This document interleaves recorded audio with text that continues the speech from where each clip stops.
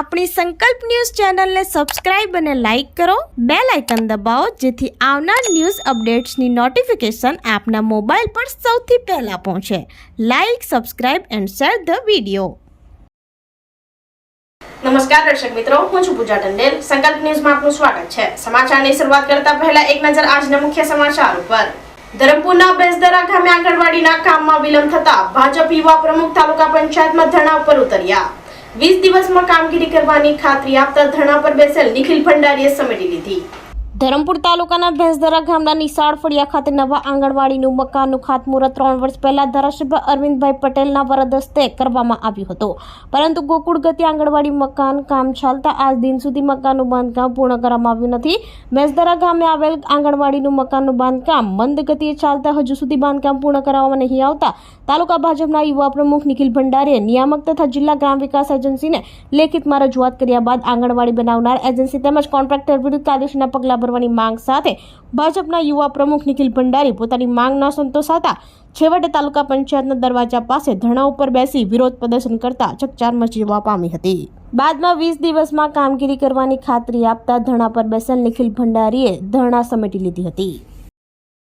આ આંગણવાડીની વહીવટી મંજૂરી એ લોકો મને જે આરટીઆઈમાં માહિતી આપી એમાં લખ્યું જ છે. 3/9 એ લોકોનો ગ્રામ વિકાસ એજન્સીનો લીડર છે, એમાં લખ્યું જ છે કે 7 લાખ રૂપિયા સુધીની તાંત્રિક મંજૂરી છે. વહીવટી મંજૂરી એ લોકોને 3/9/2021 મળી છે. એની કુલ રકમ 7 લાખ રૂપિયા છે ને એને પૂર્ણ કરવાનો માર્ચ 2022ની એની ડેડલાઇન છે. 2022 માર્ચ સુધીમાં એ લોકો પૂર્ણ કરવાનું હતું, પણ આજ દિન સુધી હજુ પણ એ પૂર્ણ થયું નથી. જે આ રૂકાવટ આવી છે, જે એના બાબતે કોઈ બી જે તે અધિકારીને યોગ્ય કાયદાકીય કાર્યવાહી નહીં થાય ત્યાં સુધી મારો આ ધરણા ચાલુ રહેશે. ઉમરગામની સરકારી શાળામાં એક સંસ્થાએ વરસાદી પાણી રિચાર્જ કરવાનો પ્રોજેક્ટ શરૂ કર્યો. માત્ર 5000 રૂપિયાના ખર્ચે જમીનની જળ રિચાર્જ કરવાનો એક પ્રોજેક્ટ હાલ ઉમરગામ તાલુકાના સરકારી શાળામાં કરવામાં આવ્યો છે. ઉમરગામ તાલુકામાં હાલ ઘણા વિસ્તારોમાં જમીનની જળ ઊંડે ઉતરી ગયા છે, ત્યારે ઉમરગામની એક સામાજિક સંસ્થાએ માત્ર 5 થી 6000 રૂપિયાના ખર્ચે વરસાદી પાણી રિચાર્જ કરવાનો પ્રોજેક્ટ શરૂ કર્યો છે. ઘર કે બિલ્ડિંગ ઉપરથી આવતા વરસાદના પાણીને જમીનમાં ઉતરેલા એક પ્લાસ્ટિકના ડ્રમમાં જાય છે. ડ્રમમાં પડેલા કાણાઓ મારફતે પાણી જમીનમાં ઉતરે છે. હાલ આ વોટર રિચાર્જ પ્રોજેક્ટ શાળાના બાળકોને આવનારા કપરા સમય માટે જાગૃત કરવામાં આવ્યા હતા.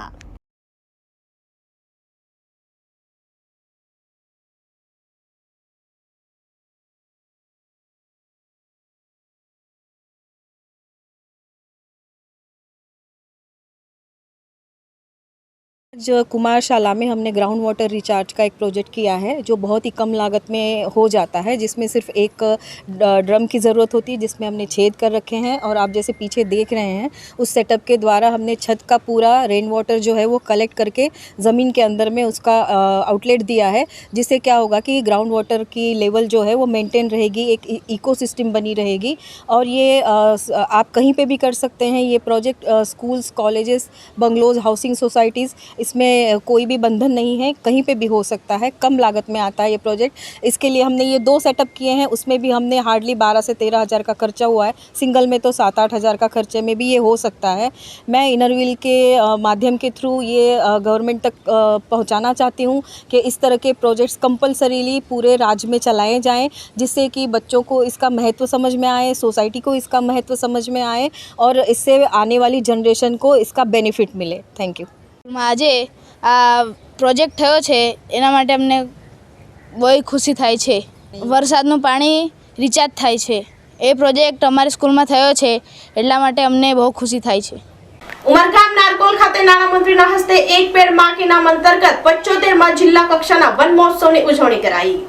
એક પેડ માં કે નામ અભિયાન અંતર્ગત 75માં જિલ્લા કક્ષાના વન મહોત્સવનું આયોજન ઉમરગામ તાલુકાના નારગોલ ખાતે યોજવામાં આવ્યું હતું. નાણામંત્રી કનુભાઈ દેસાઈની હાજરીમાં વન મહોત્સવની ઉજવણી કરવામાં આવી હતી. ઉમરગામ તાલુકામાં યોજાયેલા વન મહોત્સવમાં વૃક્ષો, જંગલ અને પર્યાવરણની જાળવણીની સલાહ આપવામાં આવી હતી. ધારાસભ્ય રમણભાઈ પાટકર સહિત જિલ્લા પંચાયત પ્રમુખ, ઉમરગામ સરીગામ ઇન્ડસ્ટ્રીઝ એસોસિએશનના પ્રમુખ, તાલુકા પંચાયત પ્રમુખ સહિત અન્ય મહાનુભાવોએ હાજરી આપી હતી.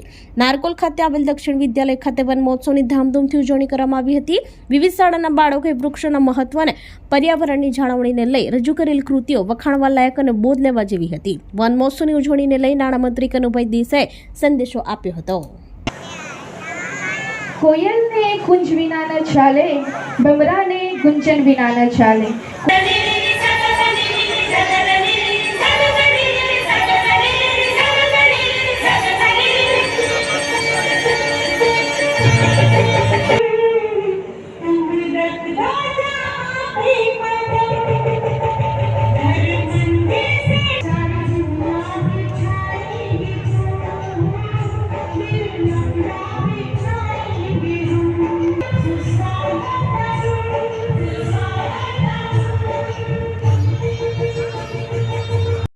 પારડી શહેરમાં પાલિકા, પોલીસ અને શાળાના બાળકોની તિરંગા યાત્રા નીકળતા દેશભક્તિના રંગે રંગાયું.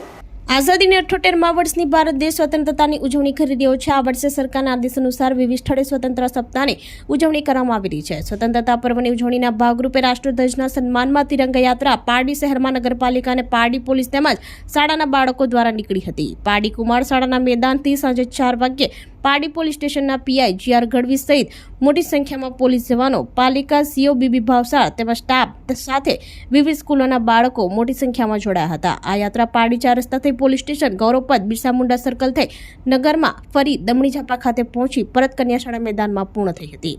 આ તિરંગા યાત્રા દરમિયાન ભારત માતા કી જય, જય જવાન, જય કિસાન, વંદે માતરમ જેવા દેશભક્તિના નારા વિદ્યાર્થીઓ દ્વારા લગાવવામાં આવતા સમગ્ર નગર દેશભક્તિના રંગે રંગાયું હતું.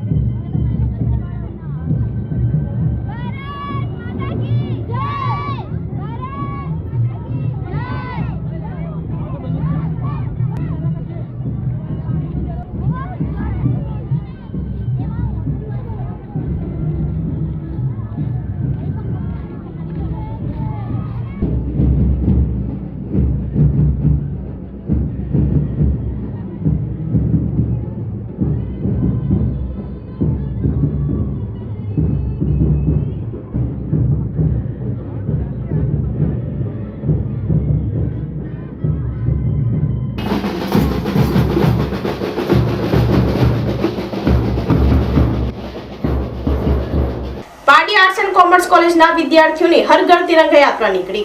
પારડીની JP Pardiwala arts and commerce college ખાતે NCC અને NSSના સંયુક્ત ઉપક્રમે આઝાદી કા અમૃત મહોત્સવ અંતર્ગત હર ઘર તિરંગા યાત્રાનું આયોજન કરવામાં આવ્યું હતું, જેમાં ઇન્ચાર્જ આચાર્ય doctor Gangaben Patel, NSS programme officer પ્રાધ્યાપક Pratimaben Mistry, doctor Jitubhai Bhoi, doctor Hetal Parmar, NCC officer doctor Satvinder Kaur અને સમગ્ર સ્ટાફ હાજર રહ્યા હતા.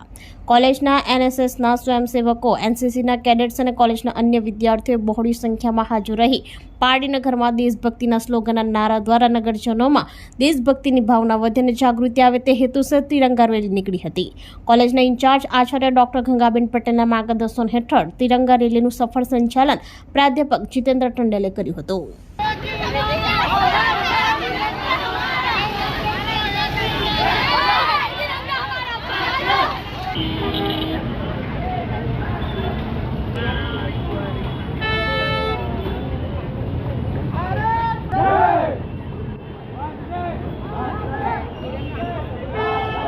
તો આ તાજા સમાચારો, નવા સમાચારો સાથે કાલે ફરી મળીશું. નમસ્કાર. આપણી સંકલ્પ ન્યૂઝ ચેનલને સબસ્ક્રાઇબ અને લાઇક કરો, બેલ આઇકન દબાવો જેથી આવનાર ન્યૂઝ અપડેટ્સની નોટિફિકેશન આપના મોબાઈલ પર સૌથી પહેલા પહોંચે. Like, subscribe and share the video.